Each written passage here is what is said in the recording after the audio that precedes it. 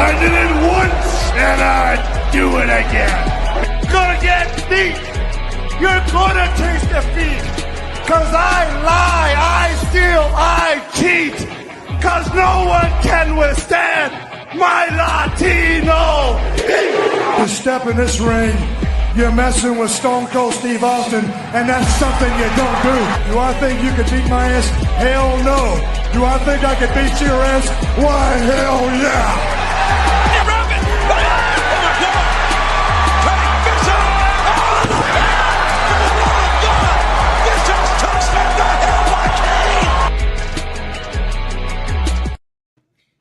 What's going on, y'all, man? Look, I love me some Eddie Guerrero. Like, that's why Rey Mysterio is crazy. It's the GOAT. So, we have some something that I didn't tell y'all. I still have one big-ass plushie left here, so we're going to have a contest. We're going to have to get Brandon to hook up his PlayStation again and do some Royal Rumble. That was fun. Yeah, we can do that. Yeah. We can do that next week. I just got to take it out the box. Hey, look, if you could do that, just let me know. That'd be really cool. I'll I got the plushie right over there. Whoever wins, I'll send it to them. I just had a good time with that. I'm like, dude, like my fucking people come out first every fucking time. This is crazy. Is it snooker? Is it snooker? Yeah. So I just want to go ahead and let y'all know that the Heartbreak Kid is the GOAT. Yeah. Is it a snooker plushie? It is a snooker plushie. There's no fucking way. It's really just the Ultimate Warrior. I just glued some crazy eyes to it. We're fine now. Because Snooker had some crazy ass eyes, boy. He's like, you could tell he was murdering people. No. Oh, yeah. That was terrible. My bad. I'm sorry. Damn. Yeah, this went south real quick. Brandon, do you want to go ahead and tell us what tonight's MO is going to be, everything we're going to be covering? Yeah, so it's more of like an open discussion, like some of the most craziest debuts across like all major promotions, craziest returns, and then we'll do like I guess some top fives for icons. I didn't personally get a chance to make one, but I can definitely throw some names in there. So, So James, did you get a chance to do your top five icons? I did 4, but I think I'm still needing 5. Snooker's the 5th. Yeah, I got 5.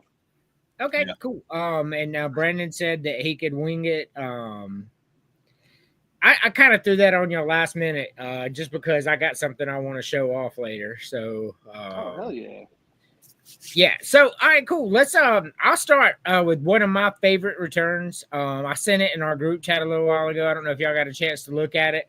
It's when Shawn Michaels was WWF commissioner and he got injured, and then he came back a couple months later, popped out on the stage while The Rock was a corporate champion in there with Vince McMahon, and then Heartbreak Kid's music hit, and he comes out and he goes, "Oh, I didn't come here long. We got the band back together." So it was the return of DX. DX's music came on. They all came out, man. That is one of my personal favorite. Anytime Shawn Michaels came back, it was fun for me. I just wanted to get that one out of the way because there's several that we could talk about all night, just in WCW back then alone. Oh yeah. I gotta go with Triple H's return after the quad injury. The pop was freaking nuts, bro. Yep. Dude, and he went on a freaking tear after that. He's like, "Nah, I'm here to shut up, bro. It's time. It's about to go down." Like whenever I heard that music, I'm like, "Oh, wow." So we're doing that. Okay.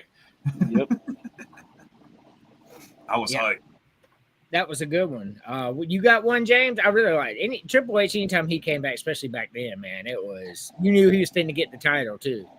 Oh yeah, yeah. Number 5, I got to go with the same thing as well. Triple H coming back from that quad injury, and easily gave us the biggest what if he had still been around during like during the WWE versus the Invasion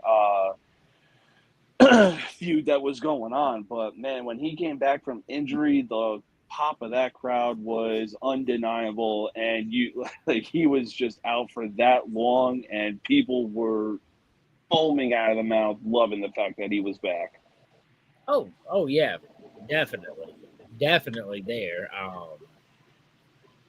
I remember, I don't know if y'all remember, Ric Flair was out for a long time. Like he went to WWF for a while, won a title there. I remember he won the Royal Rumble and all that.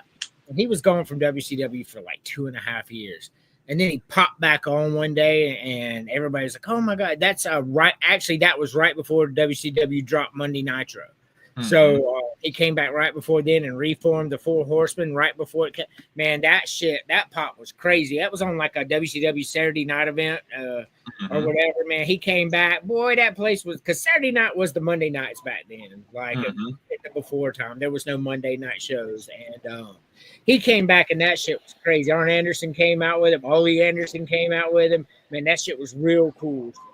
I like that. I don't get into recent stuff much, but when Edge came back in 2020 after breaking his neck and being told he couldn't come back, and nobody knew that was going to happen, and you heard Metalingus come on, everybody's like, the freaking roof damn near popped off at the Royal Rumble. And for him to come in and win it, oh my gosh, bro, I was so freaking happy. I'm like, bro, I didn't think you was going to come back, because you was told you couldn't come back because of neck issues. But when it sucked though, because they let him win the Royal Rumble just to freaking lose at Mania, which sucked. But just that was actually at the was it? Yeah, he faced Roman at WrestleMania. Oh yeah, because that was when COVID struck.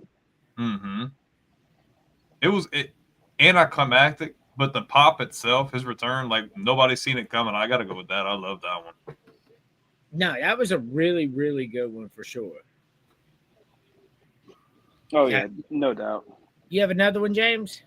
Yeah, so I'm going to have to go with Stone Cold Steve Austin coming out of his hiatus. He had been at the top for so long, being the face of the Attitude Era, especially being the face of during WWE versus the Alliance and everything like that. And you could tell, like, that man just needed to take some time off, regather his composure, and then after that, like, 3-battery phone call with JR, because JR was like, yeah, he needed to talk. He needed to get some stuff off his chest, so on and so forth. The second he came back, that was a different Stone Cold Steve Austin, and it was the exact same rattlesnake, and he was still kicking ass and taking names. Oh, yeah. The Rock's return was pretty cool, too. When he came, I think it was like 2015 or something, he came back for a little while, and that was really cool. It's always cool to have a Rock return.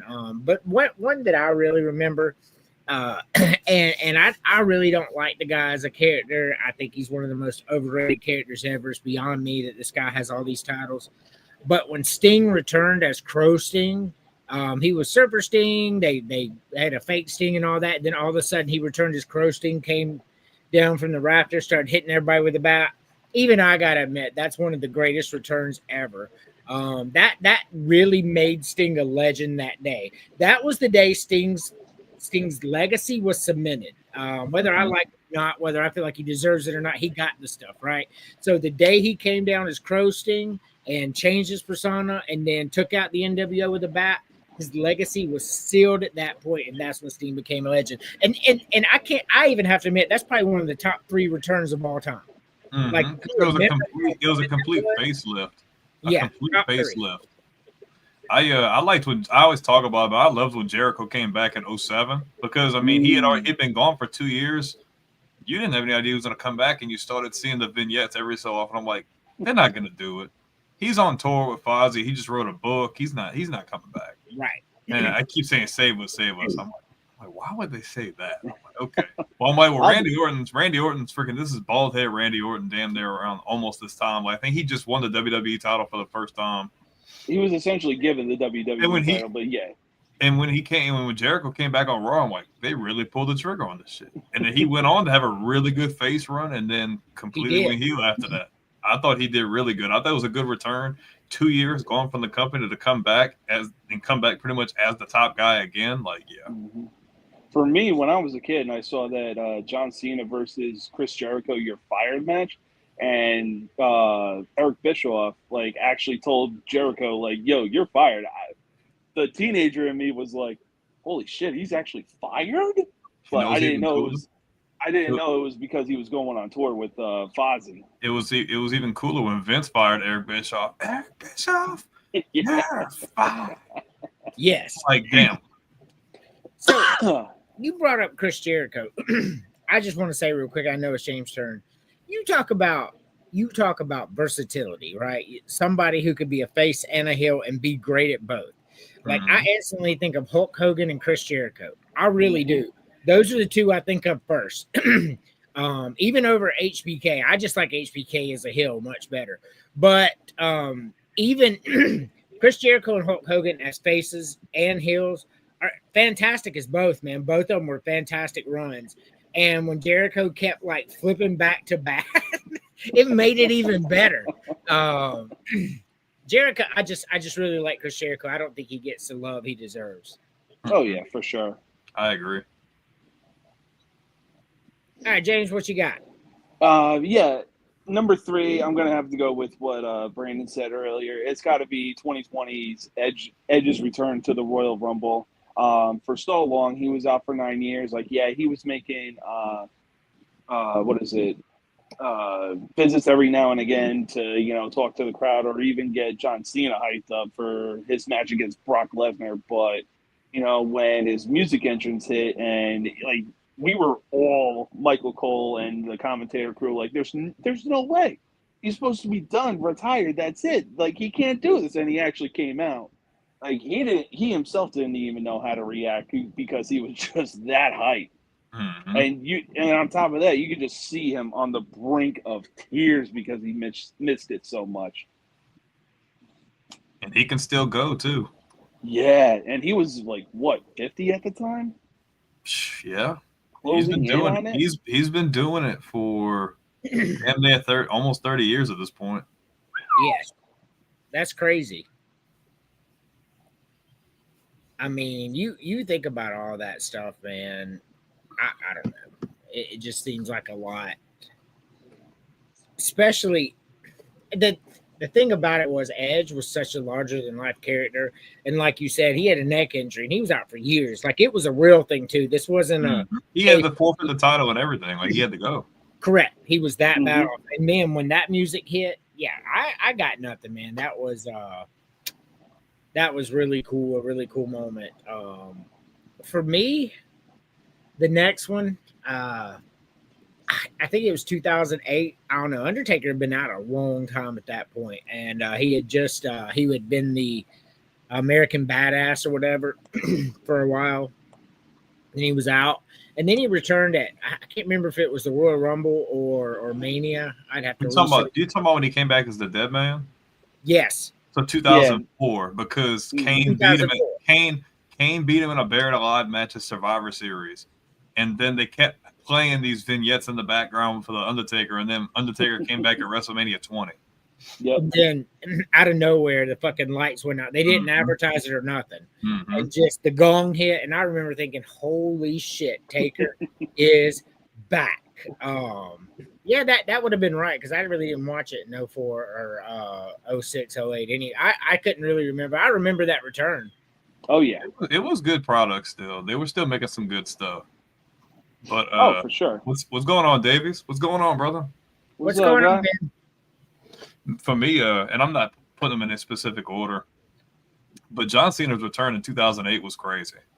Like he was projected to be out for almost a year, and he came back after like 3, 4, 5 months. No publicity. Yeah, no publicity. No, like nothing got leaked. And then number 30 comes on, and that dude's freaking song hits, and that freaking roof damn near popped off at the Royal Rumble. They're like, oh, dude, they gotta let him freaking win now because it's like him and Triple H. I'm like, so they're gonna square off again to see who's gonna go back to WrestleMania. It was dope. It was. Oh yeah, it was. James. Yeah, I gotta completely agree with Brandon for number 2. I mean, John Cena's return to the Royal Rumble in 2008. I mean, the second that his music hit, everybody gets up out of their seat. They're going nuts. You see him come out of the opening doors and just standing there in Madison Square Garden.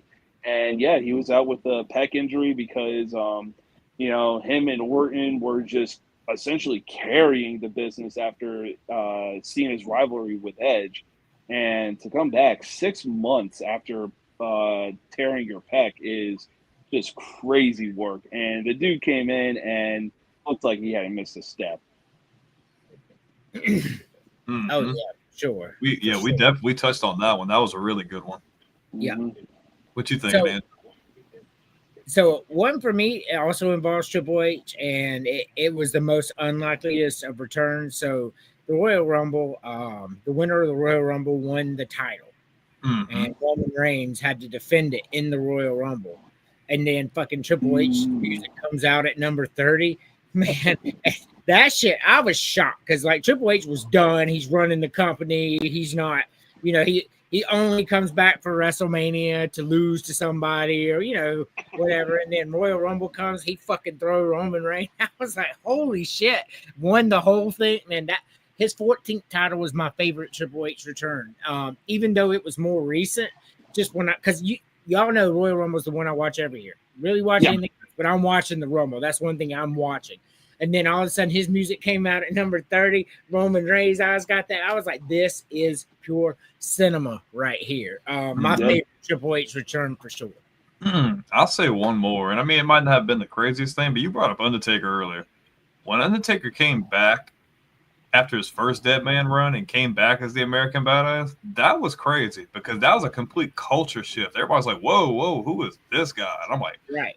Damn, we get to see like a completely different side of him. And then the cool thing about that is that you kind of get to see like a side of him as the character progresses because he still wasn't a big talker. But as you got further along, you got to see more of the personality. Like he wants to break character. He wants to beat someone's ass. He's like, look here, boy, you don't want that trouble. Like that was cool. It was cool. I agree. Oh, man. That's a good one. What you got? So number one for me definitely involves The Undertaker, and it's his return at Survivor Series during his feud with Randy Orton, because at the time Randy Orton was still had the label of the Legend Killer, and for so long he's trying to kill the legend of The Undertaker because he's been around the block for almost 20 years at that point. And we saw their vicious match on SmackDown.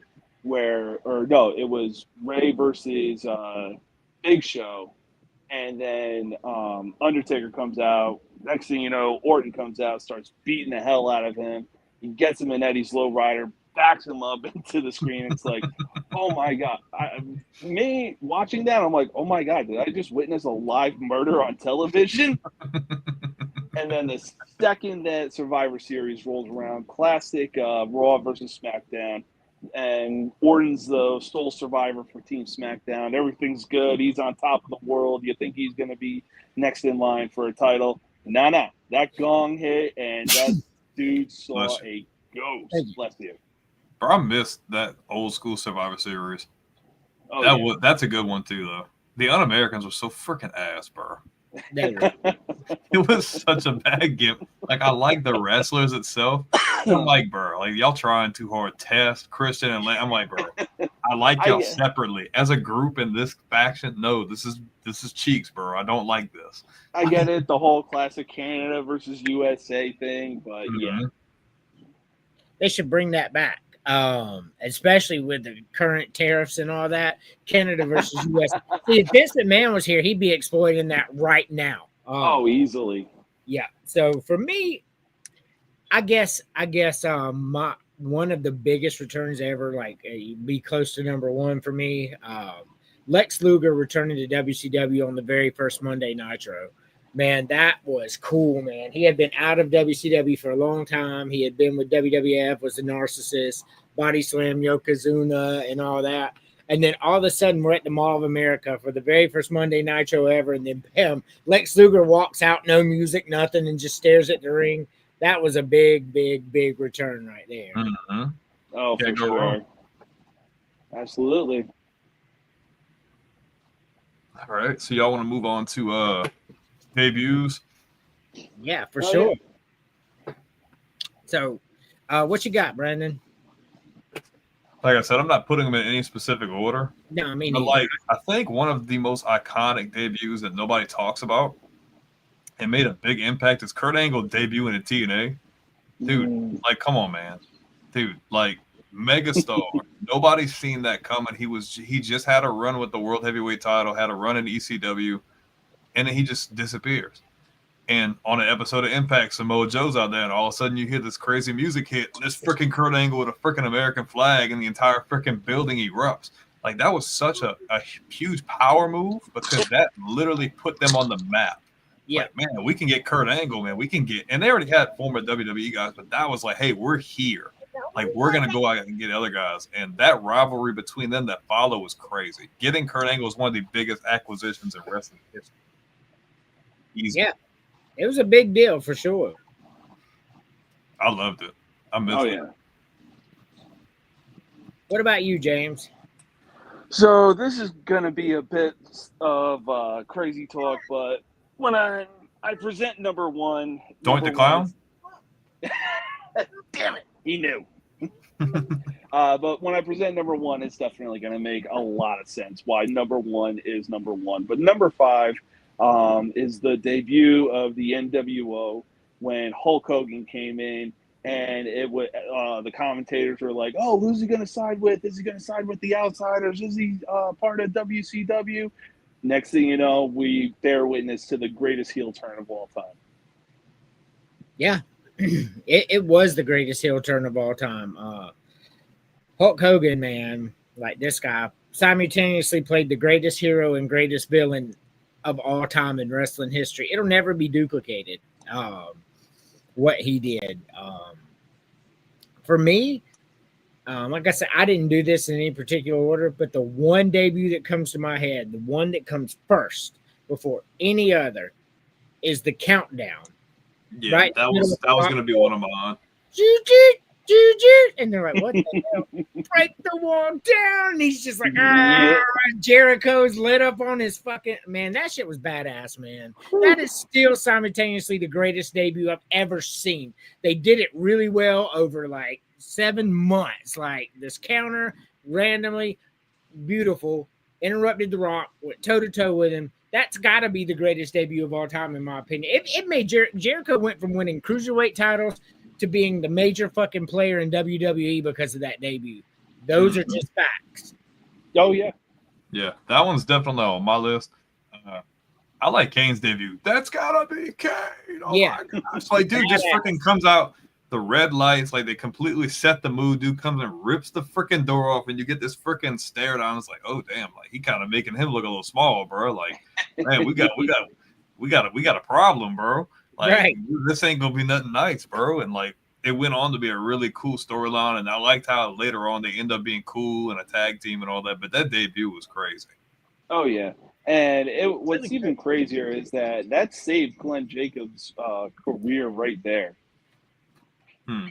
Because he went from like this weird ass dentist to being Undertaker's brother, and he still is Undertaker's brother, like both in and outside of the ring. And I mean, that's easily one of the best debuts right there. Look, Isaac B. Yankem was awesome, bro. Greatest character ever. I don't know why they changed him. I mean, I thought for a while he was going to be the next Doink.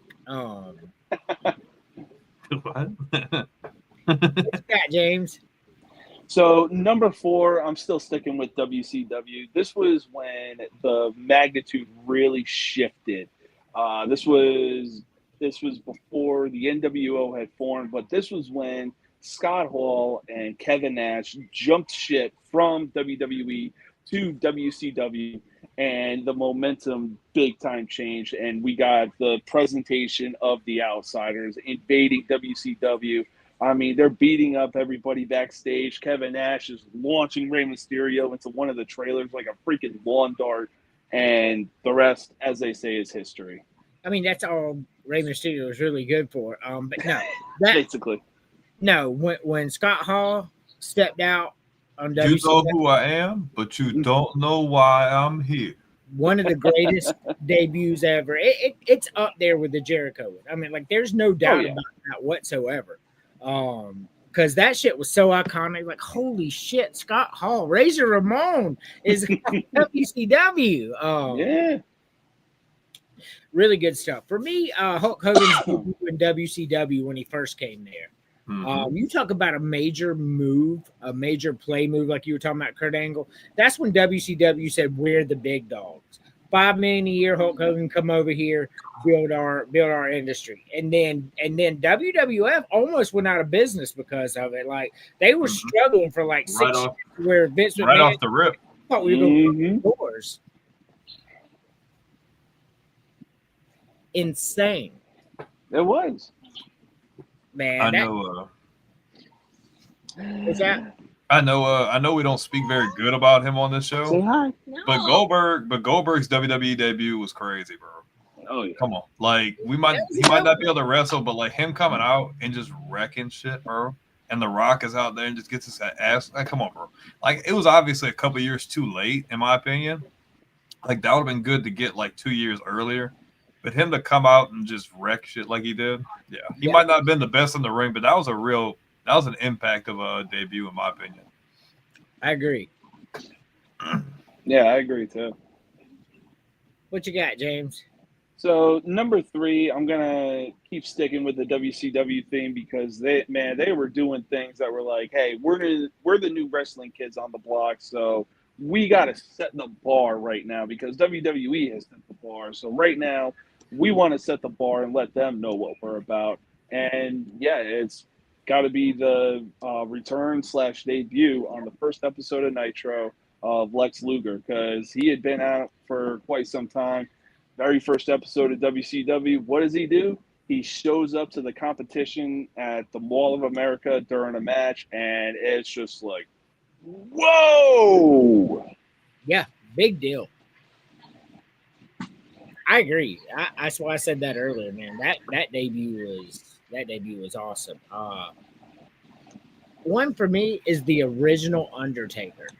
When he first came in 1990 at Survivor Series, like he came in, that creepy music and all that, and everybody's like, "Holy shit, what is this?" And then he just like he went on some like I don't know, he won a bunch of matches in a row before he lost too. I ran into Hulk Hogan before he lost, if I'm not mistaken. I'm not really sure, but that original Undertaker debut, that was crazy. Oh yeah. Let's not necessarily a debut, but a first appearance. Let's talk about Eric Bischoff showing up on Monday Night Raw as the freaking general manager, bro. But Vince McMahon to be like, Eric Bischoff's the new general. Whoa, wait, what? Y'all supposed to be enemies. And now all of a sudden, dude's here helping. Like, better than ever, I'm back. That's right. Oh yeah, that was absolutely crazy. I mean, it's because essentially he's the one enemy, of the bro. same. Yeah, he's the enemy. Like, what are you doing here, bro? We just put you out of business a few years ago, bro. What's going on? Hey, Money talks. I mean, best way to get recognition is controversy. Creates cash, just like the book. I mean, heck, he brought in the NWO for lethal injections to WWE, even though he won everything. Yeah, Still want to kill it. For sure. Oh God, what a day! Yeah, I feel that. Hey-o. How'd you like those pictures I sent you guys? Oh my Which God, one? that shit was crazy. Huh? Oh, the wreck. Yeah. That wasn't you, was it? No, some teenage girl, I guess. She blew through a stop sign, went across the main road right into our fence because she was probably on her phone. Probably. The cops interviewed her, let her go to her mom. Her mom was videotaping everything. Like, what are you videotaping it for? Oh my Her God. car's in the fence. Yeah. And now we got to replace like almost 100 feet of fence because of it. Yep. Man, that's crazy. I mean, there's been some crazy stuff, man. I don't know if I sent the video to y'all or not, but I saw a video. I saved it. It's going to be a FAFO for Thursday. This woman like tries to drag this other woman out of a car and start stabbing her. Well, her husband comes over and moves her out of the way. And I thought he was going to be the peacemaker. Well, he just starts breaking this woman's door. Like he breaks it, pushes it the other way, and then goes starts walking to the back car. So I'm going to take a picture of your tag messing up my car. And there was a fucking cop standing there, put him right in handcuffs, didn't say nothing to him. I was like, man, that's FAFO from the beginning, bro.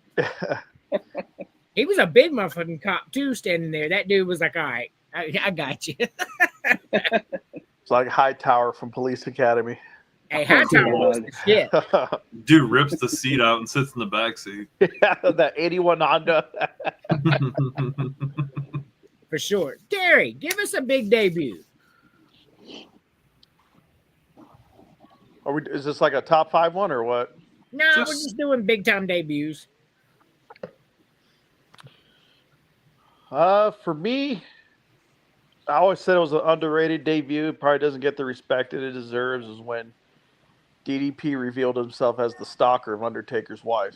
Oh, the worst freaking storyline. I was glad to see him come back. Damn, bro. Like, that was horrible. Yeah, that was a horrible angle, but the crowd loved him. It's like they were glad he was stalking the Undertaker's wife. They didn't care. Like, she was probably teasing him anyway. Oh, man. Wouldn't surprise me. Like, damn, Taker. They did DDP dirty, man. He was a rock star in WCW. They brought him over there. He's a stalker. The next thing you know, he's on camera. It's me. It's DDP. It's terrible. They did his yoga. Bro, they didn't even have to push him as a freaking main event guy. At least let him hold some mid-card titles, tag team titles. Like, come on, bro. He's a former world champion, bro. He was, besides the obvious faces of WCW, he was one of the pillars of that company. He's one of the OGs, bro. And absolutely. I mean, I wouldn't have put him in against Taker. I would have put him in against the heel, just to kind of continue the babyface gimmick, because, like I said, they loved him. What a freaking waste! Like, man, that makes me so mad. I'd have put him in with Randy Orton, Diamond Cutter versus RKO. Yeah, that would have been good. But no, we don't think outside the box when we're Vince McMahon. Like, I hate you. Y'all almost put me out of business. I'm buried every single one of them. Him and Jericho would have been good too. Ooh, that would have been good. Him and Kurt Angle, like, you could have had some really good stuff. Like, they botched. Like, I understand Vince's hatred and everything like that, but at the same time, I understand you want to bury them, but, like, come on. Yeah, you got a good guy, bro. Yeah, you didn't realize the gold mine you were sitting on. Yeah. No, he looked at DDP and he thought of Sean Stasiak. It's like, come on, man. Like, that's a whole different ball game, bro. DDP's a star.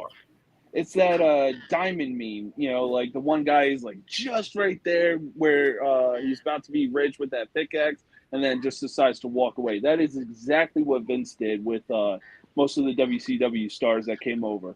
Yeah, and I mean, what really sucked about the invasion angle too is, like, if those guys weren't still, like, in those big crazy contracts, because you got to think a lot of them guys could just sit on the sofa for like a year or two because they were getting paid.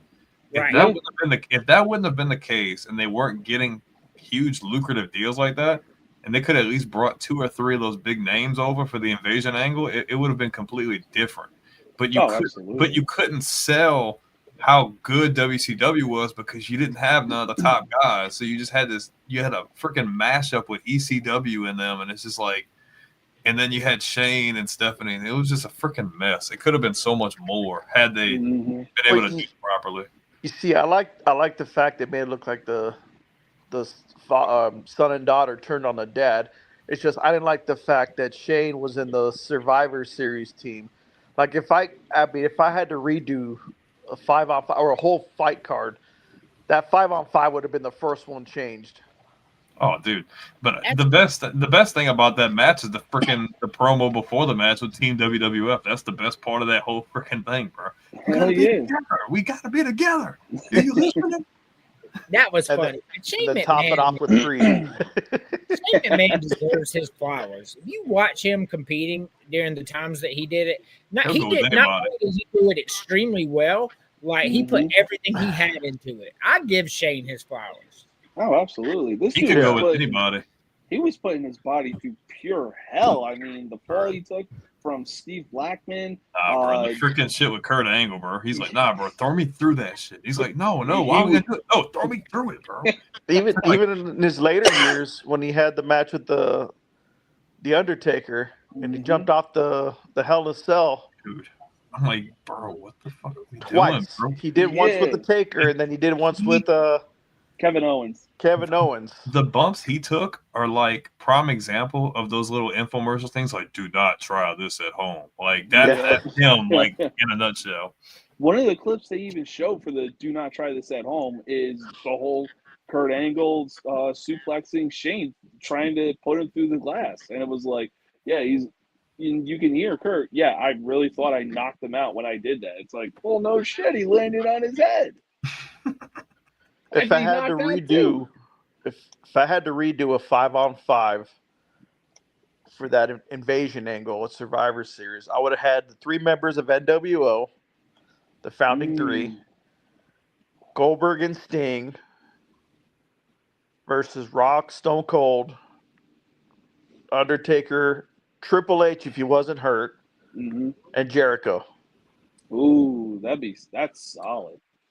I mean, the place you would have been able to put that, not just at any little basketball arena, because now it seems like all these big premium live events, they're putting them in stadiums now. Yeah, that one you would have been able to book the biggest stadium and had that thing sold out within a few hours. Oh, easily. It's unfortunate, but dude, they had that Ted Turner money, bro. Dude, these guys I forgot what the exact numbers were, but I remember Buff Bagwell was talking, and he's like, I can't freaking afford to do anything, dude. Like the amount of money he was making in WCW to not do anything, and then he comes over and he's making like a small amount of what he was making prior. Like they were like paying them astronomical amount of money for guys who weren't even like the ones getting the biggest push. And I'm like, bro. Like, I get it. Like, Turner, and they got all the freaking TV stuff and this and that. But I'm like, damn, bro. What are we doing, bro? Like, oh, man. Like, and then freaking Eric Bischoff is doing so good. And then freaking Vince Russo comes in. And then they're both messing it up. And it's like, oh my gosh. Well, let's not forget, Hulk Hogan was having some of the things to do with it as well. Well, more so in the later years. Yes and no. I think people exaggerate that a little bit because I don't even think we know everything. I don't think we'll ever know like everything that happened. But like that's true. I just think about like had they not botched all that stuff and had they actually won the wars, like I wonder what that would have looked like because it would have looked astronomically different. Yeah, or like in the later years, at least put the belt on somebody for a while. Instead of like every other week, somebody gets the title in like the weirdest match possible. But the thing is, like, I wonder, like, had they put WWF out of their misery before it blew up? Because then you pretty much took over the entirety of the late 90s at that point, and you can just do whatever the hell you want and get whoever the hell you want. You know, if Shawn Michaels wouldn't have been coked out of his mind and then freaking stuck in contract with WWF, who's to say he couldn't have came over? I mean, a possibility. There was a lot of stuff going on. Oh yeah. Well, I think with Bret Hart over there, he probably wouldn't have. He botched that. It was still fresh it was still fresh. It was too soon. But man, like I just don't see how you get a guy like that and then immediately push him as a mid-quarter. I'm like, bro, what are we doing? I mean, the dude's a multiple-time world champion. Like, I get it. You're in the middle of the NWO thing, but why not just put him head up against him and let him beat Hogan for the strap or something, and then they can go at it? Like, why he can't be like Team WCW, and then you could have like Bret Hart, freaking DDP. You could put freaking Randy Savage in there. Like you could do almost anything with that. Like they I don't know what they were doing. I mean, honestly, Bret Hart was the only dude outside of Hulk Hogan within shouting distance of like, yeah, you know, you're going to come in. You can easily be on the main card. Yeah, they botched Bret Hart bad. Like, that was a big missed opportunity. Like, he was a star, bro. Like, to push him with don't get me wrong, the U.S. title was dope. But, like, that was like, how do I make a comparison? Like, who was a big guy that came over in that period? Let me think. A big guy came from WCW to WF because that would have been like the equivalent of pushing him with, like, the U.S. title, in my opinion. Like, that was just dumb. You mean like Goldberg? Yeah, I mean, that kind of would have been the equivalent because of just how hype. I mean, that's like pushing Goldberg, but he comes back and they put like the IC title or something on. I'm like, what? Correct. Okay, that's actually a fair comparison. Obviously, they're not in the same category, but hype wise and popularity wise, they're both like here. I mean, well, in a way, Goldberg came in and he somewhat started out on the mid card, going up against guys like Christian and everything like that, and battling off. Yeah, they had to build him. they had to build him reputability. Like, but he came in first his freaking debut and beating the hell out of The Rock. I mean, that's a pretty good way to come out. But like, just like Jericho did. Yeah, he started out with The Rock too. But man, WCW, man, they botched it bad, bro. Like after 97, you start seeing the very slow decline. They're like, okay, well, why'd they do this? Next week on Nitro, it's like, well, why'd they do this? You got like 6 months down the line. I was like, bro, what are we doing? You got Chris Benoit and Kevin Sullivan fighting in the freaking bathroom, beating each other's ass because freaking Benoit's taking Sullivan's wife.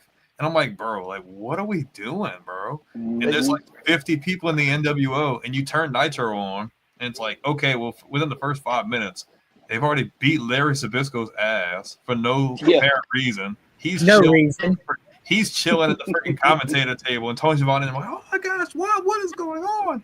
And then we have a match, and then it cuts to backstage. They're beating somebody else's ass. There's a promo, and they're beating somebody else's ass. I'm like, bro, like we have to move this along. Like this is not, and there's like a freaking army of them, bro. Like if you were gonna do like an NWO versus WCW thing, you could have done a lot because in theory they did that, but they did a really piss poor job at it.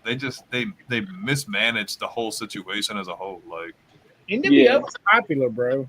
Yeah, they were, but I'm saying don't take them out. But you need to have a reputable force that they can beat, and then like solidify them even more to justify like them being around even longer. If that makes sense. That's safety in numbers. That's why DDP got so hyped. They needed another star outside of Sting at that point because he was that guy. He was that guy. That's what they did, and DDP earned it. I loved him as WCW champion. Oh, hell yeah. Much better than Macho Man or Lex Luger's run. Another thing they dropped the ball on when they had they were trying to compete with SmackDown, but you had that garbage Temu version of it when they had WCW Thunder. They sent all the scrubs in the power plant. In theory, it was a cool idea. Like the name and the presentation was cool. The logos, everything was cool. Mm-hmm. But it just felt like it felt like a precursor to like Sunday Night Heat or Velocity, but worse. But like worse. Like I would watch Heat or Velocity before I would watch that. Yeah. No, Thunder was really cool with Glacier and all that. I disagree. They had some really cool stuff. They had a bunch of titles change hand. It wasn't bad, but I just feel like it could have been a lot better. Is what I mean. Like they just, I don't know. And like when you didn't have your main event guys there, like SmackDown was doing on live TV, not like cable television. This is on the local channels, so everybody could get a chance to see the main event talent. And then Thunder, that was already still on cable, which to me they should have had that on regular channels like SmackDown was at the time. Right. It wasn't until I think it was almost a year or so after it made its debut, they finally had a big name. They had like Booker T on there when he was champ. Hey, Booker T was cool. You know who else had a cool debut? Scott Steiner when he came back, or return, I guess you could say, when he came back as the big booty daddy, big bad booty daddy. Yeah, I like that. Brother, if you hear me. And that aggravating freaking siren comes on for like 30 minutes straight. Yeah. And they gave him the title. Mm-hmm. What about AJ Styles' debut at the Rumble? I liked it, but I just feel like they could have. I liked it, but like I feel like AJ could have did even more. Because I just feel like he was just such a freaking big name. I don't know. I just feel like because yeah, but like it was in the Rumble, and the Rumble is just so big. It's like I feel like he deserved something to like take over the entire event, whether it be like a regular pay-per-view or like a Monday night show, just something. Because I don't know, it was cool, but maybe I'm just an AJ Styles guy. And I feel like I wanted more for him than that. I thought it was perfect. I thought they did him right. He came in, he tossed a few people out, made it toward the end, won a title soon after. I mean, but you can't just bring somebody in WrestleMania and you not announce the match. There's a card or Survivor. No, I wouldn't say WrestleMania or nothing. Anybody can come in at any time. That's why they have so many debuts there. I will say though, I rather AJ without the long hair. Before all that, I think he was a lot better. Oh yeah, in my opinion. Yeah, like when he didn't have the soccer mom hair. Oh, dude, every time, I don't know what it is, bro. The hair makes me want to hate him so bad. I'm like, dog, please, can we just go back to it? He's just. I like AJ Styles. You know what's weird? Most wrestlers have long hair when they're younger and then cut it when they're older. Yeah, he did the opposite. Yeah. Or you could be like Christopher Daniels and be bald damn near the whole time. That's right. Or Hulk Hogan. Bro, and give him credit. He just retired, but he wrestled in like every major promotion, like WWF, WCW, TNA, Ring of Honor, AEW. Like, that's a guy who does not get enough credit for being around for so long. Christopher Daniels is really good. Yeah. And that X division they had was amazing.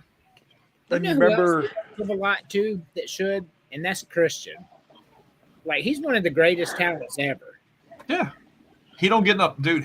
When he left WWE the first time and was able to go and be a single star and be able to hold the big strap, I think he won the NWA World Title like 2 or 3 times. Like, they were able to see, like, oh man, he can actually do this. It's like, yeah, bro, everybody knew he could freaking do it, but y'all didn't want to let him shine. You didn't want to let him, because he had that world title match before he left, but they put Jericho in the match because they're like, oh, well, you can't hold ice water with John Cena, so we have to put another big name in there. I think another name that I was upset that they didn't push him, I feel the way he's deserved, because I guess back then they said Vince hated made guys who are already well known. He wanted to take credit for his popularity. Yeah, so a name for that one that first comes to mind is Taz. Yeah. When he had his debut against Kurt Angle and like everyone heard the music, they already knew who he was. Yeah. And the reception he got. I'm not gonna say they completely shafted him. I just don't feel like his character. I don't know. I'm not gonna say it didn't fit. But I don't know. It just didn't work for me like that. They watered it down. They watered down his ECW character. So I got an unpopular opinion here. Taz has always been ass. So it just shone to the light when he went to WWE, man. Like, so when he's at ECW, he didn't have to do a lot of talking. He's Taz missioning people off the top rope through tables, and that's really cool and all. But when you have to tell a story in the ring and get on the mic and all that, he just wasn't that good. That's just fair. That's just a fair assessment of it. Like, shock value in ECW, he was really good. It's cool watching him choke people out through tables, but overall, don't forget his suplexes. Taz was not that good. Man, something that's crazy. It's out of completely different topic. But you know, the guy who finally got a big push and was like, that's really cool that they put the strap on him and he pretty much just shat himself out of it. RVD, bro. Oh, Rob Van Dam, bro. WWE champion, ECW champion, just to get pulled over with freaking weed on him. Freaking him and Sabu. They should have been able to tell from the get-go that he was on something. Well, yeah, but him and Sabu are freaking riding to the next show and they're both freaking like high off their ass. And they freaking get pulled over, and I'm like, well, that's anticlimactic. Like a month later or so, it's like, nope, you gotta drop it. Like, damn, bro, like that was because, bro, that match was crazy. Like dream match scenario. Him and Cena one night stand was crazy, but then Edge to come out and spear him through the freaking table and him to win, because I don't know if anybody thought RVD was really gonna win that match because Cena was like here. So when they took the belt off him that way, everybody's like, whoa, like, that's crazy. So dude's a double freaking champion, bro. Well, that's because the fans were really gonna riot. You don't believe it? Oh, dude, I'm pretty sure they're gonna burn that motherfucker to the ground. Well, you see, freaking like RVD's been over his whole career. To be honest, he was an ECW. Even when he was a big order, bro. He was even so over in ECW. When they brought him to WWE, the fans still loved him. Like his debut in WWE, they're like, "Oh my god!" Hey, you remember Team Invasion? And Stone Cold's like, I'm gonna beat the next person that comes through that door. I'm gonna beat his ass. Dude walks in and like, oh shit, but like you're on my team, so like, what are we gonna do here? He had that stupid look, dumbfounded look on his face. Like, he's like, so meet you me in the ring. James, what you got? Give us a debut. So a debut I got, like you said, I got to go with the OG Undertaker when he arrived at Survivor Series in 1990. Like that was at the time when Vince still had like heels going, but like they were still somewhat crossing the line. But once Undertaker came in, it was like, oh shit, it's getting dark now. Mhm. And he's You know, gone. one that I guess you could say a debut, but not necessarily a debut. When Hogan showed up in TNA, that was a power move too. Ooh. They're like, oh shit, he's here to freaking try to, make some moves, put us back on the map. Because at that time they were on Thursdays, and I think after they got Hogan, they're like, oh well, now we got Hogan, we're gonna try to challenge Monday Night Raw, which obviously was a terrible idea. Terrible. But the idea that they were trying stuff, bringing him in wasn't a bad idea. It's just how they execute Dixie Carter and how they executed everything after that, bringing a lot of the older guys in. It's pretty much WCW 2.0 in the sense that you had so much homegrown OG talent that you were burying because you gave the older guys too much TV time. Like, you can give them TV time to be able to uplift the other guys or like create storylines, but like the other guys were getting too much, man. You had so much good talent, and they completely dropped the ball. I didn't mind Hogan there. But just some of the stuff that happened, it was just gross. And even then, for some of the big guys like Jeff Hardy, Kurt Angle, the Dudleys, so on and so forth, like they were letting these guys get real personal, like both with their families and whatever was happening in their personal lives too. Big missed opportunity. It was like, no.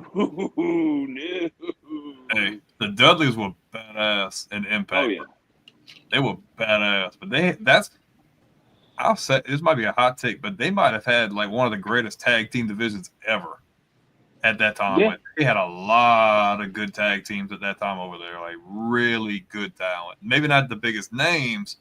They had some really good tag teams. No, man. WCW in the 90s, pre-Hogan era, those were you had Road Warriors, Doom, Steiner Brothers, Fabulous Freebirds, Rock and Roll Express. All those were on the same show. Best division. I wasn't going to put them as the greatest. I would have said like probably around that time period. But for a company that wasn't as big time as those companies, to have as much talent as they did with the Dudleys, with Beer Money, with the Machine Guns, with America's Most Wanted, with the Voodoo Kin Mafia, with freaking Road Dogg and freaking Billy Gunn, like they had a lot of really cool stuff going on. They had the Hardys too, didn't they? Yeah, but the Hardys were late. Like Jeff Hardy was in TNA like way earlier than Matt came over. Like Jeff had a run. I think after he got released in 2002, he came over. He was there for a couple of years, and then he showed back up in like 2006, and he was like hella over. And then when he left again, Matt came with him. Oh yeah, when he came back, they put the strap on him. It took him a little while. He held the IC title for a long time when he first came back. He was doing really good. Oh yeah, for sure. Let's talk about icons. I know y'all didn't do top 5 list or whatever, but give me when you think about wrestling. Like if y'all can come up with 5 each, we don't have to do it in order, even though I'm gonna save my best one for last. But we'll start with you, Brandon. Like when you think of icon, what's a top 5 name that comes to mind? A lot. I'd say a lot, and I'm going to try to break the mold a little bit and not just go with the same precursor names. I'm going to show TNA some love. Jeff Jarrett, man.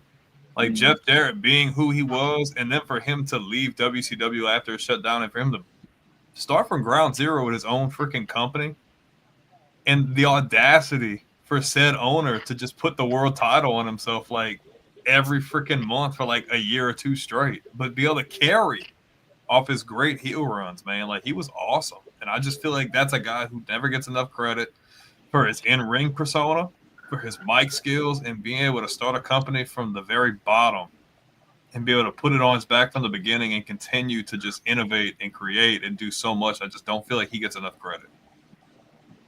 I love Jeff Jarrett. No crazy talk there. Terry.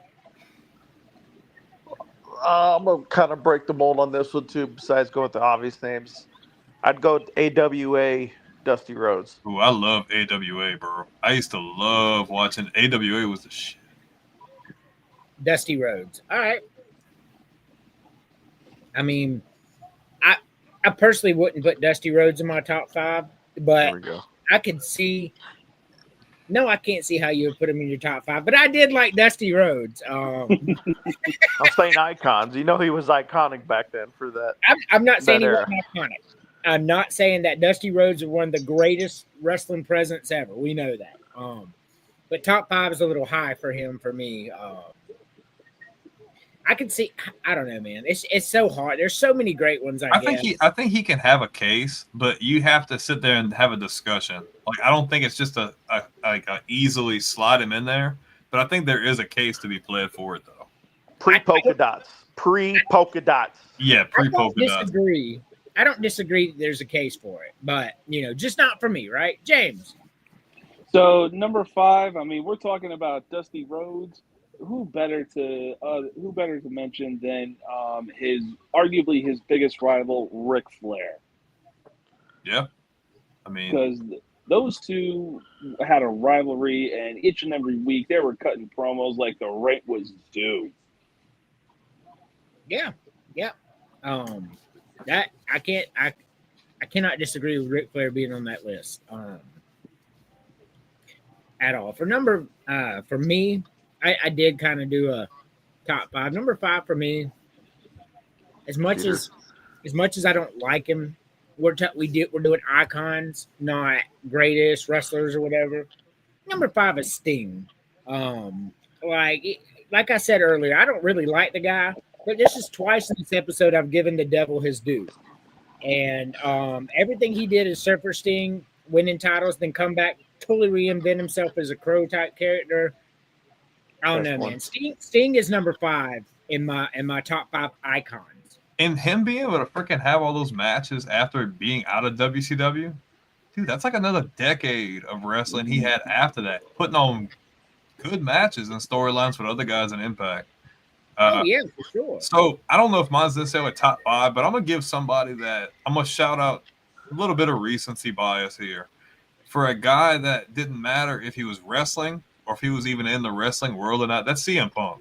Like, for him to be over for as long as he's been over, for being out as long as he was out, to freaking go to every show and everybody's saying his name, kids that barely even know who he is, and his name is still chanted that crazy. For him to go to a rival company, be able to come back, he's good no matter what he's in, man.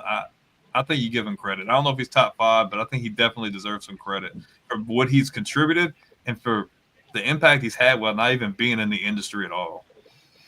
I got you. I'm putting Dusty Rhodes higher in that list than I am CM Punk. But yeah. I get what you're saying. They chanted his name everywhere he went. I agree. So we won't cross. JQ says we won't cross. They buried him. Terry, what who you got next? Let's see, number 4.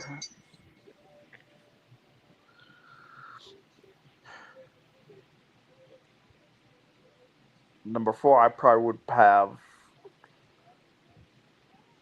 around the same area, and his name was already mentioned. I would have Ric Flair. Okay, no crazy talk out of me. Ric Flair definitely belongs on this list. So one of the greatest to ever do it, James. Number 4, man, it's so tough because when you think about it, there's just so many people to think about. But I'm definitely going to have to go with some recent bias here and say number 4, John Cena. When he was given the WWE Championship the first time, man, like, his career definitely took off. And when Vince was pushing people so hard for the main event scene, Cena was always the guy to step up and, try to put them on the map. And on top of that, like from, I want to say 2010 till about the Authority took over, when Orton was like given his time to really get on the main event scene, Cena was carrying every single week. Yeah, I mean, he's the only 17-time champion in history. It's recent. He did not make my list, but like, if everything is honest, John Cena, the 17-time champion, deserves to be on this list, and that's just, you can't deny what he did 17 times. So I get it. No crazy talk there. For me, number 4 got to be Chris Jericho, bro. Like Chris Jericho was just iconic. No matter where he went, even as the cruiserweight champion, even as a cruiserweight champion in WCW, he was iconic. Oh, you want the cookie? He was iconic in WWF. I mean, he went over to Ring of Honor, where he's currently the Ring of Honor champion, AEW champion. I don't know if he was ever in TNA. Y'all would have to tell me that. I don't have that. Unfortunately, that would have been really cool, though. Yeah. So number 4 for me is Chris Jericho. Okay. Like I said, I'm not going in any specific order. I'm just going off of the top of my head. But Right. like when I think icon, I think someone that transcends the business that they're in, no matter even if it's a person that doesn't have any idea about wrestling at all. I think it's someone that people just know. They don't even have to have watched a minute of wrestling in their life, but they hear the name or they see the person, they immediately connect to that person. That's the Dead Man. The Undertaker, through 2 or 3 generations at this point, you got people that don't even watch wrestling. They know who Undertaker is. They recognize the entrance, they recognize the noise, they recognize the get up. I think that if you think of what the epitome and the meaning of an icon is, I think it's someone that transcends time and business and just aura. Because it doesn't matter who it is, it doesn't matter what's going on. Everybody knows who the Undertaker is. I agree. I mean, Undertaker definitely deserves to be on this list as well. I just want to shout out. I just heard from Chris. He wanted to let y'all know that Jimmy Snuka is on this list. Terry. I was just gonna mention. I'm like, I was gonna put on glasses and a bandy hat. He would have loved that. Oh, I had to do that when I lost the season bet to him. Oh yeah, that's right. That'd be cute. You got to get James to do that. Oh, I already got a bet. Like, I'll bring it up on Thursday. Oh, So my gross. number 3, it's already been mentioned. But it's for the NFL. I would have to go with just because of longevity, and no matter what era he was in, he was always seen. I don't think I remember seeing him being in mid Carter, and that would be Undertaker. Mm-hmm. He always seemed to be in the top stories, no matter what era he was involved with. For sure. He was always in the top tier, no matter what. So that my number 3 would be Undertaker. I got you. James. Yeah, I mean, I'm going to keep the trend going. Just Undertaker, 3 decades of being in the business, and he was always the main guy, especially in the locker room, too. And on top of that, he had no problem, putting young guys over if he saw the talent and it was there and everything like that. And just every single time when you heard that gong hit, you knew it was about to get real. But I think the best one was probably like 2003, 2004 SmackDown, or 2004, 2005 SmackDown when Teddy Long was the manager. He'd come out and be like, guess what, player? You going up against The Undertaker. Now, that was some of the best times. I got to admit, that shit was funny. Like, you just some random dude, you're new to wrestling, you're new to WWF, and you insult Teddy Long, and he's like, I don't even know who you are, but guess what, player? You're going to face The Undertaker tonight. Like, wait a minute. Like, I didn't sign up for that. That's right. I mean, exactly. Like, you talk about getting thrown to the lion's den. Oh, for sure. So for me, this hurt my heart. Just so y'all know. Bret Hart. No, hell no. Fuck that guy. Number 3 for me, at the because I did do a top 5 on top iconic wrestlers ever. Shawn Michaels, the Heartbreak Kid, comes in at number 3 for me. He's my favorite, but it doesn't mean he's the most iconic. So the Heartbreak Kid comes in at number 3. You talk about transcending generations. Same guy. He's in there. Not only did he start out in the 80s winning tag titles, now he's helped creative control over the current product. I mean, world titles, everything. HBK from his WrestleMania entrance, holding on with one hand, coming down. Man, come on. Shawn Michaels at number 3. Plus, on top of that, you ask some of the current wrestlers in the industry today, like, oh, who was the one person that got you into wrestling? I guarantee you, 9 times out of 10, you're going to hear Shawn Michaels. I agree with that 100. Because if I ever desired to do that, it would have been because of watching him do it. I mean, I wanted to come down off that slide, one arm, people cheering for me, and yeah. But that's my number 3. Brandon, I know you're not doing a particular order. What's another one for you? Oh yeah, give me Randy Savage. The cream rises to the top. Cup of coffee, oh yeah. Ooh, I see lust in your eyes. Okay. One of the few people to win titles in both promotions. And just, dude, like, he's dead and he's still hella relevant, bro. It don't matter if it's freaking Slim Jim. It don't matter if it's memes. I was gonna say they're still doing Slim Jim everybody, and they got everybody knows who Randy Savage is. Yep. Yeah.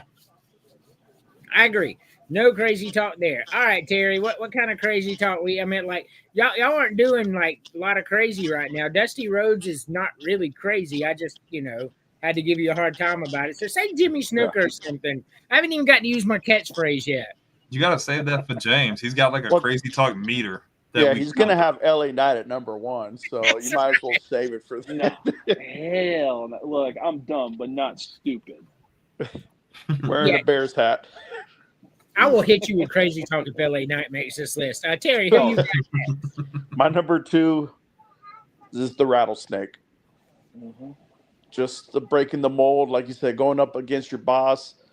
He was the staple of his Attitude Era, just like NWO was the staple of their Attitude Era for the WCW. Mm-hmm. Yep. No arguing that. No. Or did you want me to say Marty Jannetty just so you can say crazy talk? Brutus Beefcake. He deserves it. I mean, he talk about putting guys over when you put Shawn Michaels over by letting him kick him through the barbershop window. I mean, Shawn Michaels put Stone Cold over. I'm confused. Yeah, and Mike Tyson put Shawn Michaels down. That he did. HBK, there is no Stone Cold. Yeah. I mean, that's true. I mean, that when he beat Shawn Michaels was such a superstar. That gave him the prestige he needed from that point forward. So, Stone Cold didn't make my top 5, but I will tell you he deserves to be there, like 100%. No crazy talk there. James, Jimmy Snuka? No, I'm just kidding. Nah, no Jimmy Snuka. No, I gotta Beware. 100% agree with Terry. It's definitely Stone Cold Steve Austin. He essentially launched the Attitude Era, and the beginning of that Attitude Era was his infamous 1997, I believe, King of the Ring promo. 96. Yeah, and the rest was history. I mean, he was doing what everybody else was thinking, kicking your boss's ass, trash talking him while he's down, kicking him while he's down and everything. And it just goes on and on with the Rattlesnake. And that promo was good because Jake the Snake was like, he's a big Christian in his character or whatever. Mm-hmm. And Stone Cold comes out there and he goes, see, you got your little John 3:16 out here, but Austin 3:16 means I just whooped your ass. The rest is history. It's like, damn, dog, like shots fired, dog. Get that piece of garbage out of my ring. I'll tell you what, he turned into Fernando Tatis that day and hit 2 grand slams in 1 inning. No, that was crazy. Like, that was like, damn, bro, like, you swinging for the fences. I remember that game. Like, that's going to either go really good or not so good. Like, but oh, yeah. That was out the park, bro. Only player to do it. Oh, yeah. Number 2 for me, which is crazy for me, that he's not higher on your list or on some of your lists at all. Number 2 is Ric Flair. I even put him in front of HBK. At 16-time world champion. That meant everything forever. And he could have been like a 19-time.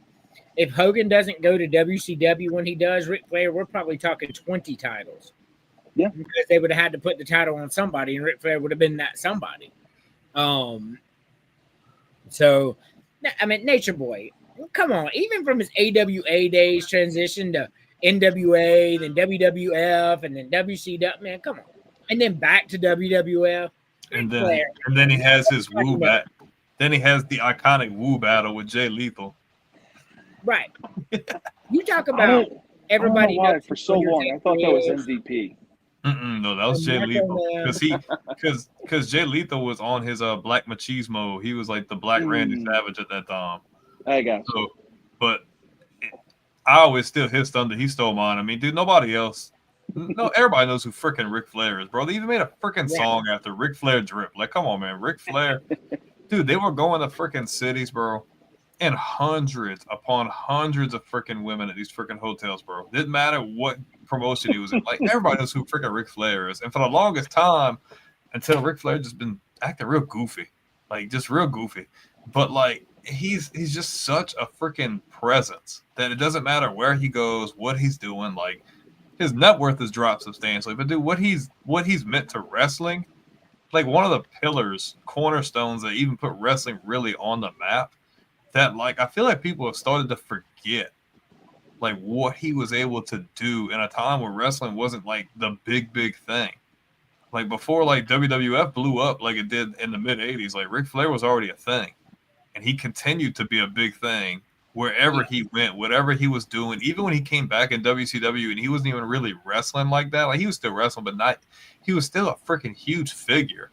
Then he comes back to WWF and he's a freaking authority figure. And then he comes back to wrestling and then he's in a part of a big faction with Evolution. And then it didn't matter what he's doing. He's still the biggest icon. I don't think it's a debate. I think Ric Flair is everything you would think of an icon. Like I feel like there's a few guys who just stand out like that. I feel like he's one of them. The Undertaker are one of them that you don't even have to watch wrestling to know who Ric Flair is. Oh yeah, I agree. And I know you're not doing a top 10, top 5, Brendan, but he would be my one though. Yeah, for sure. We're almost there.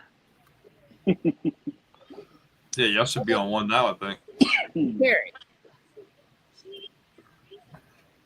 That was so. Now we're on number one. Yes. Yes. Well, who was so? Brandon's was Ric Flair. Mm-hmm. Yes. Well, I mean, I got to go with the obvious on this one, and you know, rest in peace. But Hulk Hogan. Mm-hmm. Yep. Just everything he's done and the levels he took it. Yeah. There's no words. Yeah. All you do is there's no explanation needed. Yeah.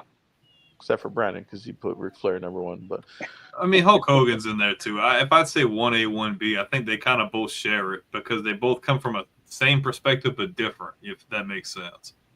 Yeah. Andy Tuck. I'm with you, James. Yeah, I mean, I'll continue the trend as well. Number one is easily Hulk Hogan. I mean, he was the ultimate good guy, the ultimate bad guy, but when he was on his good guy run, he put wrestling on the map.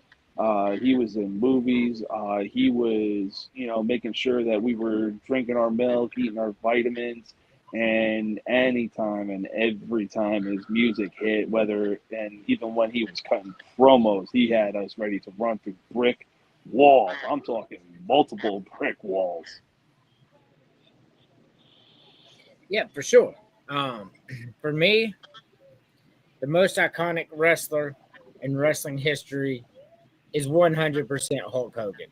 We got the Hulkamania tattoo there. Rest in peace, Hulk Hogan. None, not even Ric Flair, came close to what Hulk Hogan did. Ric Flair is the 1B in this situation for sure because I have him at number 2. But what Hulk Hogan did in the golden era, like single-handedly put wrestling on the map, like for real. Like there was a wrestler that was in movies and TV shows and commercials. And then he does all that and then joins WCW, heel turns, and then becomes the greatest heel of all time after being the greatest face of all time. No, bro. It's Hulk Hogan. Like he's number one. He's the iconic of the iconic. What everybody knows Undertaker, Flair. This is for true, but everybody knows Hulk Hogan, and that there's no exceptions. But yeah, come on, buddy. Blind people have seen him. What's that? I said blind people have seen him. Yeah, blind people have seen it. Deaf people hear his entrance music. All right. He made the mute speak again. Yeah. Yes. He wasn't that kind of guy, but he was Hulk Hogan. Yeah. Speak for yourself. Not, I was mute. So there isn't in any circle everybody knows who Hulk Hogan is, whether it's football, basketball, music. It doesn't matter. He's Hulk Hogan. So I just reiterate. So Terry, your favorite wrestler of all time is Kane, right? Yeah. James, you're Stone Cold, right? Yes, sir. Okay. Brandon, you're LA Knight. So the rest. You got me confused. Me and him don't look that alike. Come on, It's man. In the words of Chris Jericho, Chris Benoit. That's right. I think it's a 1A, 1B with Eddie Guerrero at this point. Like I can't it's hard to decipher between those two, bro. I feel like wrestling really died when both of those guys died, in my personal opinion.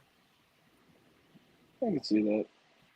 I don't know. I feel like a part of me and my desire for wrestling. I think that's why I watched after that, but like the love and the passion that I had for it wasn't the same after that. Pop question. Most overrated wrestler in WCW history. I mean, you can't really say Goldberg, because nobody said he was a good wrestler. He was just hella over. Right. So, I'll be honest and say Goldberg mostly because he was just all hype and no wrestling skills. But that was them capitalizing on the kids, though. They knew the freaking kids were gonna like someone that just comes in and wrecks shit and beats everybody up. Like that was a smart move. Yeah, and I get that, and I know there's different backgrounds and everything, but at the same time, it's you gotta show that not only are you hype, but you can back it up in the ring too. But I mean, they didn't ask him to do much more than that, though. I don't think. I think they just wanted. I think they brought him in just for those squash type matches. I mean, they didn't ask him to come in and do Iron Man matches and stuff. So, no, if they did, they would have spent time training him. Exactly. They just needed him to just beat people up. Correct. It's a tie of 2/3 of the NWO after Hogan, Hall, and Nash. Yeah, that's actually a tough one because overrated. I'm trying to think of overrated because, like you said, Goldberg was always over. The pop he would get. I wouldn't put Steiner on there because Freakzilla, that was a great gimmick. I would never put DDP. I'd never put any of the NWO. It's like you had the top guys and then the bottom guys. I felt like with WCW there was no middle ground. Overrated though. That's kind of a. I might get some crazy talk for this one actually. Big Show. Who? Really, the Giant? Yeah. In some sort of way, he was a little bit overrated. He said the Giant was overrated. Big Show was overrated. Yeah, for sure. I agree with him. What? Wow. I thought that was for sure crazy talk right there. No, man. Look, this guy comes in. He's got two moves. They bill him as Andre the Giant's son. They put him in the Dungeon of Doom, and he's and now he's beating Hulk Hogan for the title. Ass overrated. 100% agree with James. You ever heard that story about how Hogan and them told him, hey, when you go into the airport and all that, you need to be walking around with your belt and shit? He's like, because you're the champion. He's going through baggage claim, and everybody's looking at him and shit. Yes. He's never did that again. And now everybody does it like it's regular and normal. Because, I could think of some names, but I don't think they were overrated. They just weren't rated high. No. I'm talking about James, somebody who got a world title, but yet, why did you give it to him? Yeah. Hey, I gotta cut it short, y'all. I'm gonna move the cars in and get some sleep. So, see y'all on Thursday. Deuces. Yep, All we're right. gonna cut it Peace out. short.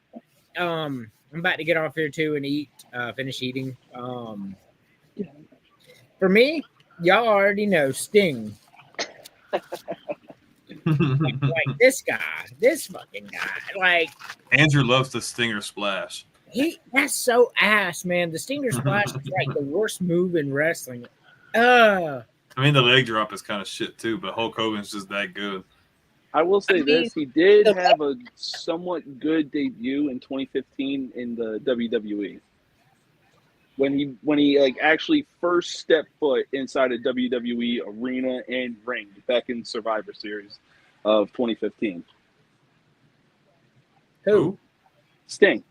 Oh, Because it was Survivor Series, Team Cena versus Team Authority, and Seth was on the verge of winning it. All of a sudden, you hear the Crow come out, and then Sting comes into the arena. And this is a guy who said he would never set foot inside a WWE arena. He Okay, did I say think I got one. And I'm saying this because to me, it seemed like when he got to WCW, I don't think, to me, his character or gimmick progressed. It's kind of like where W left off in WWF. Shockmaster? Lex Luger. man, I that's don't know. talk, I don't man. know That's about that. crazy talk. Lex Luger was the man. Like The total overrated. The total package. Lex Luger. I love Lex Luger. I love Lex Luger. So- I mean, I liked it too, but I just don't think he was given let's as much package it. credit like he should have. Let's package it, right? So entrance versus entrance. Sting is over Lex Luger, right? Because he really doesn't have an icon. In-ring work. Lex Luger. Microphone. Lex Luger. I mean, like, he was better than Overall Sting. look. Overall look, Lex Luger. Yeah. I mean, you fucking, I don't know, man. I can see why you would say that because they gave him a title and took it off of him in like what 7 days or something. It was pretty quick. But So that I was when get it. Hogan would always get the belt. So I mean that makes sense as to why they do, because DDP didn't even hold the belt that long either. So it's like No, he didn't. No. that's pretty normal operation for them. But I do see the perspective though. I think DDP was more over than Lex was Over or overrated with the crowd. Oh yeah, DDP was because he was homegrown WCW. He was like probably one of the most over guys there. Yeah. He was probably one of the most over guys in history. Well, okay. Dude, they did loved him. Stretch. before Lex came to WWF, wasn't he already in WCW prior? He Then was he came over as the narcissist NWA. / the whole NWA. American thing, and then back to WCW. Yes. Mm-hmm. All right, y'all. Peace. Peace. See you, man. I thought he fell over again. He was the narcissist Yeah. in WWF. See, they should have kept him at that. I think Well, I mean, longer than what they did. the problem was they tried and they pushed him in the spotlight. They had him body slam Yokozuna on the aircraft carrier. He just never got over like that in WWF. I just think his personality just wasn't big enough to get over on some of them other guys. It wasn't. What's your opinion on Raven? I love Raven in his ECW run and his TNA run. I feel like WWE run was just kind of meh. Like they just they couldn't do anything with him. And He WCW, right? he was good in WCW too, but I feel like I don't know, his ECW run was probably obviously his best one.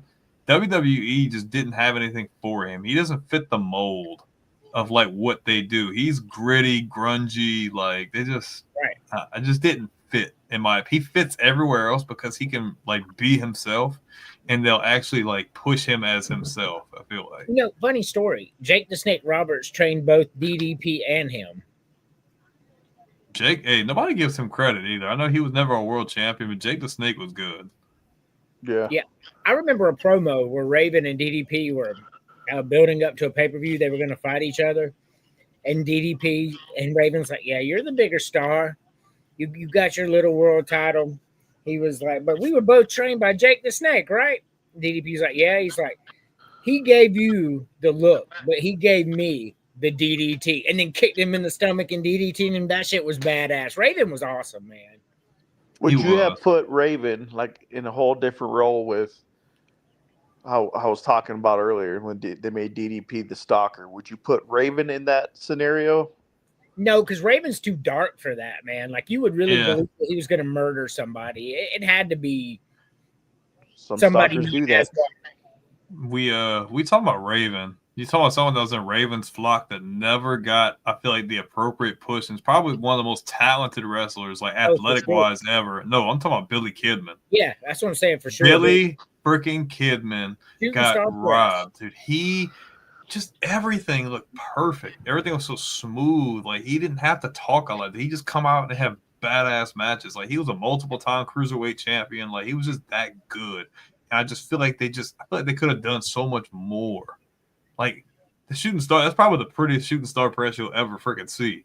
Like I don't think anybody can do it like him. Like he was just that good. Lesnar tried. Dude, that was crazy. Well, That the one was- he did it was at OVW. The little developmental thing that Lesnar, Batista, and Cena were at prior to WWF.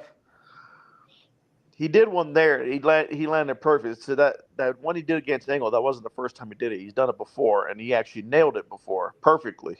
Anybody can do a shooting star like a 450. Like that's pretty crazy.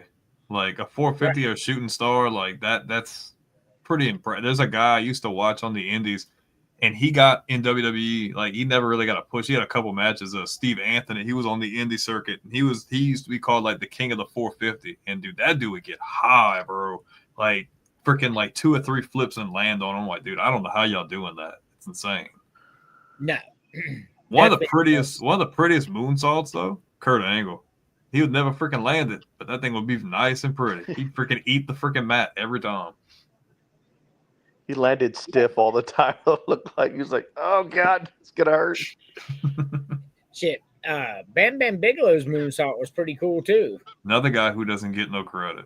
Correct. And He Vader. was good. He was good on the mic too. He was for sure. Vader was good too. I like Vader. Yeah, Vader was awesome, but Vader got his. He got titles in every. Both Yeah, he was a places. world champion. Yeah. But They Bam said- Bam Bigelow didn't though. But that No. guy in your shirt kicked him in the head too many times. He was mad at him. Look, man, Freaking Vader was shit. hurting people for real. Like they had But they he's had too to fire him. violent. Yeah, they had to fire him. Like he was out there really hurting people, like hurting them, and they had to be like, "Nah, bro, well, that's not how we do things at WWF. You got to go."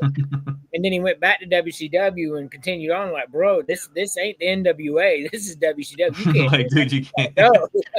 We're not on the non-televised, bro. You can't be hurting people on live TV, dog. Like, what are we doing? Right? These guys have huge contracts, bro. You're gonna have to knock it off. You know something that's funny, and I don't want to keep you guys too long, but like you think like they try to introduce people that are like non-wrestlers and they try to push them in like a funny way. You remember freaking Mark Merrow with Sable, and they got freaking Butterbean and Mark Merrow having a freaking thing, and I'm like, bro, like what are we doing? Like, and nobody's there to see Mark Merrow. Everybody's there just to see Sable instead.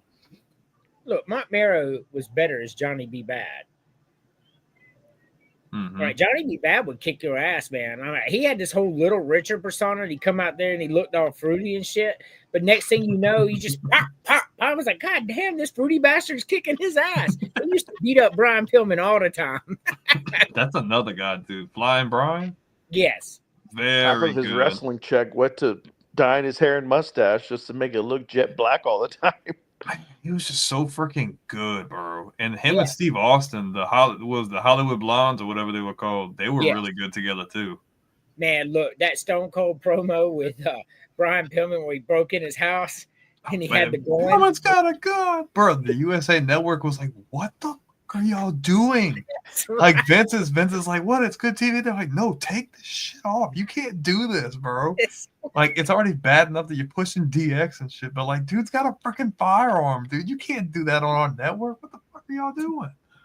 So not only was that funny, but like a couple weeks later, like after USA Network, like we're starting fucking with them really bad about it, and that's when they started that first split. he had Stone Cold come in the ring with a gun and do bang 316 on Vince Oh, McMahon. that was so fun. Dude, Vince like, I was dying. Pissed in the bedpan. I love oh man, you coming in here? bro, the way you could push the envelope, like that was so funny, dog. And to see Vince's expression, like, oh shit, I'm really about to get shot. Like, Shit. Man, bang 316 said, what about when he hit him with the fucking the bedpan while he was in the hospital? dude, he's like, oh, doctor. Yeah. I'll take it from here, nurse. You're like, oh shit, wait, Yeah, wait, take no. it from here, nurse, right? Yeah. Started popping him on his leg. He had his leg off. He's like, Freaking off-white colored tidy whities when the robe came out. that shit was, man, look, that Austin McMahon feud was really good from top to bottom, man. And that's somebody else who doesn't get his due. Vince McMahon. Oh, icon. He's one That's of the another best guy. wrestling characters of all time, bar none.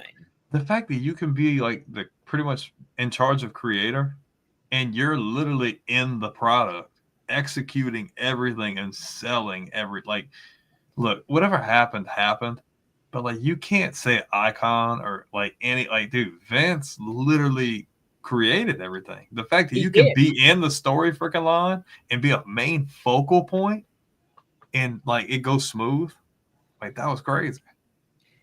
You know, I'll even go further. Without Vince McMahon, there is no wrestling. Because you would have just had, because you got to think, there were so many independent promotions and territories because everybody respected everybody's territory. They're like, hey, look, you stay in your area, I stay in my area. And then when he bought it, he got it from his dad. He's like, screw that. I'm going to freaking buy all the freaking talent I want. I'm putting all you some bitches out of business. And we about to go global. I don't give a shit. Like, no, if he never did that, we would have never seen that. Nobody would have ever done that. Wrestling would have never became what it is. They hated him. Oh, they did, because he took everybody. He started bringing his promotions to the South. That's when they went to Ted Turner and be like, please, can you buy this and help us? And, you know, because Vince McMahon was selling out Atlanta, Georgia, and Asheville, North Carolina, and NWA couldn't get there. And people were like, this is crazy. We got to do something. And the promotions in the South were big, like WCCW. Yes. With the Von Erichs and all that, they were big in Texas, bro. Like, the South was a hotbed for wrestling promotions. And for them to come out there and, like, Crockett and all them, like, it was just crazy. And like, Jerry just to Lawler with Memphis. Dude, they bought everybody. It wasn't even just the promotions right away. They just went and cherry-picked all the freaking talent. And they're like, I don't give a shit. I'm paying you, and we're going up. Right. Don't worry about how, but we're going up. Like, just do what I tell you. That was ballsy, though. That was so ballsy. Like, what worked? That's the ultimate. Let me ask you something, though. If that first WrestleMania, they tried out where Hogan, Hogan beat the Sheik, right? Mm-hmm. To win the title. You think if you'd replace Hogan with AWA's Ric Flair, would it have been as successful? No. That rivalry was really good. Because Ric Flair and Iron Sheik, I mean, they don't hate each other. Nobody cares about that.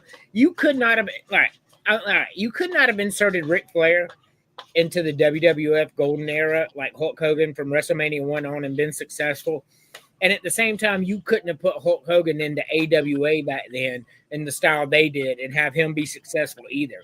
I think that's what Brandon was trying to touch on earlier. They were both so iconic in their own way, in their own promotion, and it couldn't have went either other way. Yeah, they wouldn't have hit that. They wouldn't have hit that. They wouldn't have hit that ceiling because it wouldn't have worked.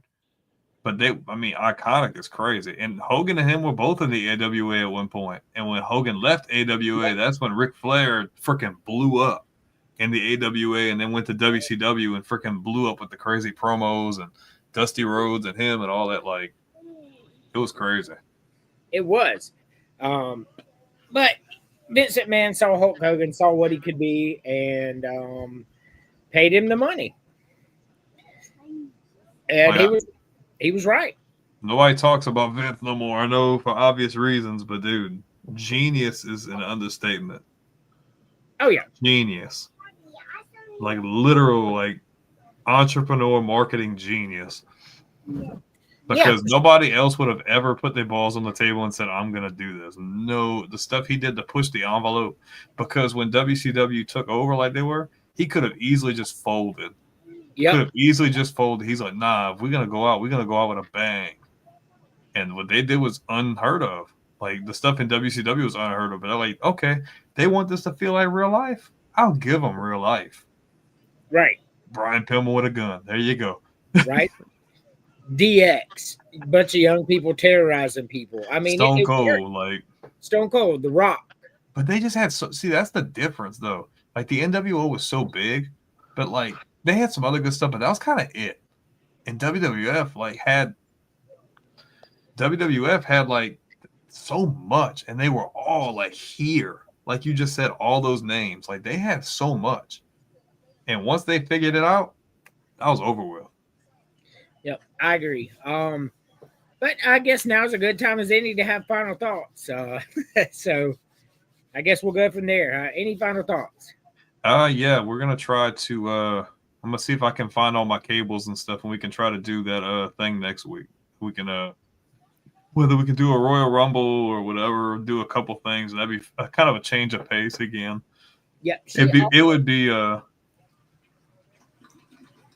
She also has some squishies she bought we can do for prizes as well.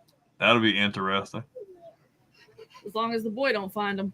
I think y'all all know Emily, and I love my wife. No, you won't find them. So he said, "Yes, I will." What's that? He said, "Yes, I will." He did say yes, I will. But I think, bro. And I feel like that. Well, yeah, that's mine now. It goes no. But yes, I think it'd be cool to make. It'll be more like an actual wrestling show because we'll be able to commentate and stuff like that. So. Yeah. I think it'll be fun. I like doing the Royal Rumbles and even like the regular matches, TLC. Those are fun because you never know, because like literally you could have a ladder match for the title with Undertaker, Stone Cold, Kurt Angle, and Maven. And Maven's going to win it sometimes. So there's no telling what you're going to get with those video games. Or he might actually win the Royal Rumble. Right. Hey, people hate on Maven. I love Maven. I don't know if you watch any of his stuff now, but he's really entertaining now. I don't know if you checked out his YouTube channel, but he does all kinds of crazy stuff. Like he tells all kinds of stories. He goes to events. He meets fans. Like his story was really cool. Like to be able to come through tough enough and be able to perform and be on the roster for 3-4 years. Yeah. It's impressive. It was impressive. I guess that's all I got. If that's all you got. Sounds good to me. Like I said, whoever's watching, if you want to see some video game stuff, we're gonna try to get some SmackDown versus Raw and stuff in here next week. That'll be fun. That'd be real fun. And we'll give away the Ultimate Warrior, and then she has some squishies too. We'll give away a couple of those. We'll get Terry and James on. Be really cool if we get a fifth person on. So I don't know if you watched our show last night, but I had some guys on, special guests, and they cover like a lot of stuff like sports. Like they do football, soccer, basketball, but they have a separate wrestling show that they do. And I sent them the link to this to let them kind of check it out. And if they, I'm gonna text them tomorrow and see if you checked it out. And if they think it's cool, we might get one of them to come on. Yeah, for sure. I'm down with it. Talk some shit and do some video games. Winner gets a plushie and a squishy. Yeah, I'm good with it. Sounds good to me. All right. Well, to the 24 people watching, we thank you. And don't forget, Thursday night, Villains. Friday night, No Mercy. Saturday, I think Dean's going on. And we got 4th and 25 with J-Ram. Sunday, of course, we got Football Frame of Mind. And then Tuesdays we have the Golden Broom. I thought they do Friday now. They're back and forth right now, so I don't know. Whatever they feel like doing at the time. Hawkaholics comes back Wednesday. So, all right, appreciate it, everybody. Thank you so much. Deuces.